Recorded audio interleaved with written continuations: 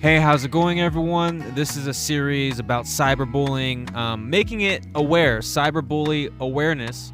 And this is part 3. Make sure you go check out the other parts. The reason why I'm doing this is because the Michaela Rain stuff came out. And, I don't know how many people make videos on this, but I felt like, hey, you know what? We need to do a series. We need people to get educated. We need people to remember everything that's bad and why this is not good, and find out and learn about the stories here, right? And that's why I'm doing it. And this is gonna be a little bit different one. This person is from was from India, Gurugram, India here. So Manav Singh. Sorry if I got that wrong. Sorry. But the boy was 17 years old from India, Gurugram, India. He by also being accused of by Bovline car on her Instagram stories. The boy took his own by jumping off the of his home on the 4th of May. Following the allegations, he was bullied, shamed, and received threats.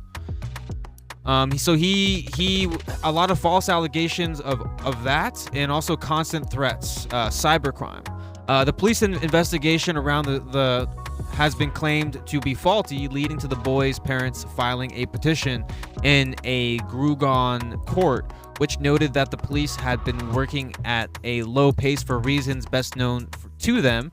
In June 2021, National Human Rights Commission of India intervened and declared that the investigation had been vitiated and not fair, directing the case to be transferred to the State Criminal Investigation Department. So I think it did happen before, or no, yeah, 2020. Sorry, yeah, 2020. I think this is like later on. This is like a year later, or something like that. The allegations and the happened on the same day as the boys' locker room incident and surfaced to the internet on the next, leading many to assume that they were related. A student of Heritage Experiential Learning School, Gurugram, he was reportedly doing well academically, wished to study abroad.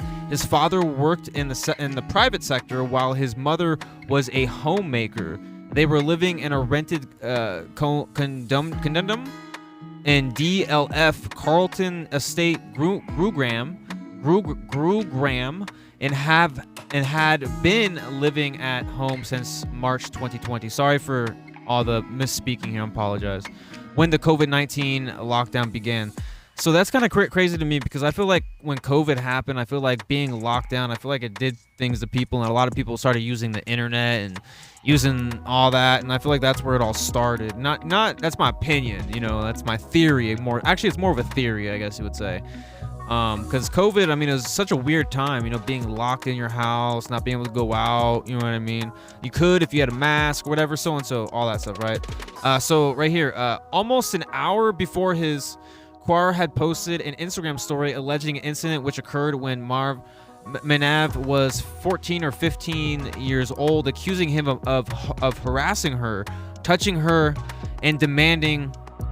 She says she mentioned his name and did not tag him. Soon her friends took screenshots and started reposting it, tagging Manav. The harassment began immediately. According to Manav's friends, he was shamed, bullied, and threatened.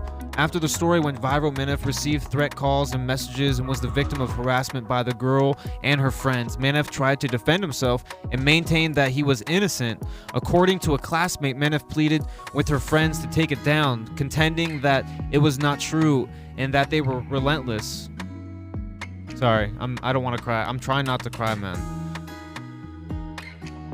Sorry, excuse me.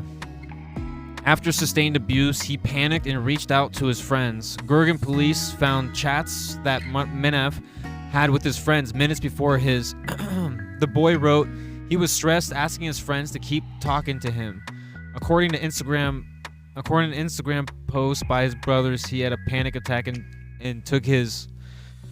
On 4th of May 2020 at about 11:30 in the evening in his home in the DLF Carlton Estate in Gurugram. His phone was in his room during dinner, and his family had gone to sleep at 10:30. An hour later, the intercom rang. His mother heard people crying and looked down to see him laying on the ground. The police said a guard saw him in a pool with his parents. He was rushed to the hospital where he was declared gone. After hearing what happened, Carr posted another Instagram story in what she said that it's not her fault that he couldn't handle the pressure, and she even made fun of him and was very happy about it. According to father of Manav Singh, he had to push the police officers for several days and even beg them to register an FIR, but the police were not interested in investigating the case. An initial FIR was filed against unknown persons for abetment of. He alleged that the immense distress, shame, fear, and unbearable anxieties caused by the defamatory, slanderous, illegal posts had led to his son committing, and had sought that a case be registered against all persons who have posted the said illegal post, and against any Instagram which allowed the public dissemination of such an illegal, obnoxious post. The father blamed online harassment and trolling for his sons. According to Manars, the cops also did not produce Instagram, WhatsApp, and Snapchat records. It was at this point that Manav Singh's lawyer Amish Agrawala filed a case under the section 156 clause of 3 of the Criminal Procedure Code, which empowers the court to direct the police to register an FIR or even monitor the case after the registration. The case reached the Gurugram court, which expressed concern over the slow pace of investigation, noting that investigating officers are working at a slow pace in the present manner for reasons best known to them, directing Guam's police to submit in status. Let's keep reading. So that's talking about the court case. The allegations happened. Yeah, so that's something there. So there must have been something that happened in the room. The commission also cited lapses in investigation by the officers, stating that they seem to fail to follow the base principle. So I want to click this here. Boys' locker room. Is this controversy refers to the investigation of an Instagram group called FitG, started by a group of schoolboys from a college. The group chat's purpose was to share obscene images and comments of girls, which would lead to public outcry and false misconduct. Wow, interesting. The charge sheet was filed at the end of January. According to Aguala, the charge sheet was proceeded for 4 months. Stretching of the investigation by the police, Carr and a friend are currently facing trial under Section 305 and Section 34 of the Indian Penal Code. After the charge sheet was filed, the family's legal counsel filed a protest petition saying that the investigation was faulty because they had named several witnesses and accused, none of which were examined. Let's read this here. I think I missed this, right? In June, the commission case and petitions the commission conducted a per usual and declared that they had not been a fair investigation in the matter, citing problems such as the silence. Let's read here. The mobile phones not being sent for forensic on time, the filing of the final report without the procurement of any mobile data report, Snapchat, Instagram. Commission termed the investigation done by the IO as nothing but vitiated investigation which cannot rise to a valid charge sheet. The commission also cited lapses. So what happened though? What happened to the story? Like there seems to be. I'm gonna close this app here, but there seems to be a trend. And I'm not saying this is always the case, but it seems to be that people are innocent, and a lot of these things, they tend to ruin your life. You know what I mean? Imagine you're popular and you get this headline, oh, this guy's, doing this so-and-so, and you know what I mean? And it kind of ruins you, and that's the whole purpose of doing is because people don't like you and they don't want to see you happy. And I think that's got to be the common case is people just don't like you. They hate to see you happy, or maybe there's something about you that they don't like or whatever. And this stuff is it's starting to make sense to me that a lot of these people are pretty innocent. Like a lot of these people are innocent, and they get abused, and they get tackled and harassed, and they get talked to about, and they get made fun of, they get framed, they lie about them, and it's just not good. You know what I mean? It's just not good. And these stories, they make me sad, but the reason why I'm sharing them is because people need to be aware, man. Like, people need to be aware of this stuff. And these stories, the other two are a little bit older, so I know some people might not remember those people, but this one's a little bit newer. A person from India, and it just shows that doesn't matter where you're living, man. Like, people are going to feel the same way. Just because we're all different colors, just because we live in different areas, just because we speak different languages, it still means we got the same brain, we got the same heart, we got the same conscience, we got the same fingers. You know, we're all the same. Just because we speak different languages, we still feel the same. And the reason, another reason why I'm doing this is because I want these people to have a voice, even though they're not here. I want their situations to still push on a message that this should not be okay. This should not be okay. We should not be doing this stuff. You know what I mean? People just need to grow up and leave these people alone and realize that mental health is important. You know what I mean? And I'll say it over and over again. It's just not good. It's not healthy. And there's definitely people out there that do it on purpose. They do it on purpose. And if you see like this, like literally up and down, like up, you know, if you see someone like that and they keep like making all these like weird, like saying, oh, this is happening, oh, that's happening, like over and over again, something's going on.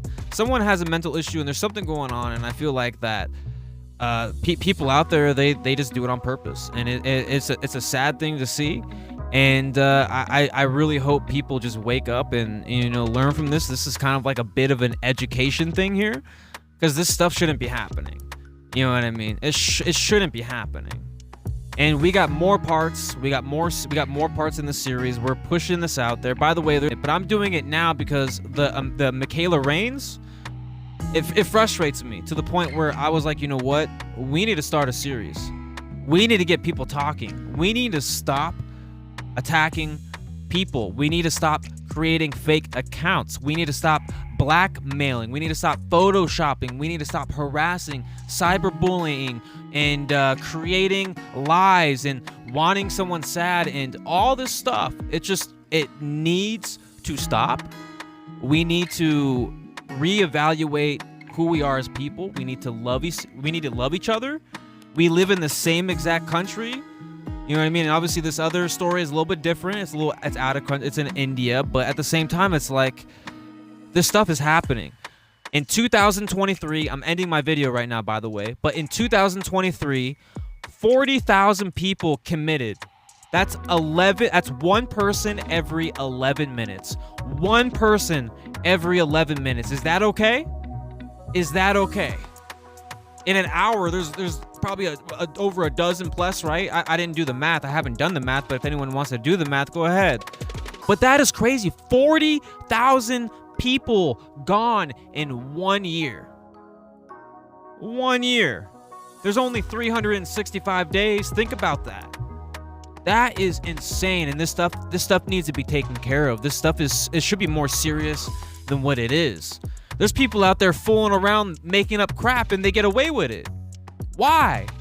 Why is that? Why do they get to go around being privileged and making people believe stuff that are lies, and they don't even know you? They're strangers. And they sitting here talking, and it's like, okay, you know what I mean? And like I said, there's actual criminals out there that do this on purpose. So it doesn't even matter what someone good says, right? So at the same time, we just need to wake up.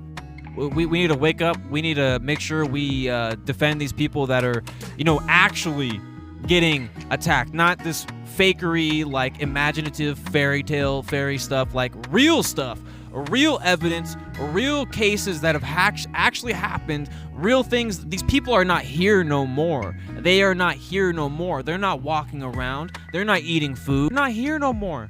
They could be here. They could have a family right now. They could have a family. They could have had kids. Those kids that they could have had are not here no more. You know, the girls, and then the guy, like, you know, and like I said before I go, I do feel like a lot of these instances, a lot of these people are innocent. And the reason why they do it is because What are you gonna do? What are you gonna do when you're not that effed up, right? If your goal is not to like screw people over, why think about that? But the people that are trying to screw you over are thinking about that and trying their best. And I feel like this person that was in India, I feel like he had no option. You know what I mean? He had no option. He was being ridiculed and criticized, and he lives in this place. And I'm sure people talk too, right? In India, I'm sure people talk. I'm sure there's a lot of families and all that stuff. It's just we need to love each other, and these stories really make me sad. To smell the roses. People need to go back into their childhood, go back into their heart, and figure out what it is like to be a human again. Because I feel like a lot of people, they're out of their shell, and they lose a lot about being a human. And I feel like they've been fudged a lot in their life. Fudged in their life, and it comes to this. And I feel like there's a lot of people that need to kind of like set back a little bit, figure out who you are as a person. Who do you want to be? Not what they want to be, not what they doing, not what they doing. Who do you want to be?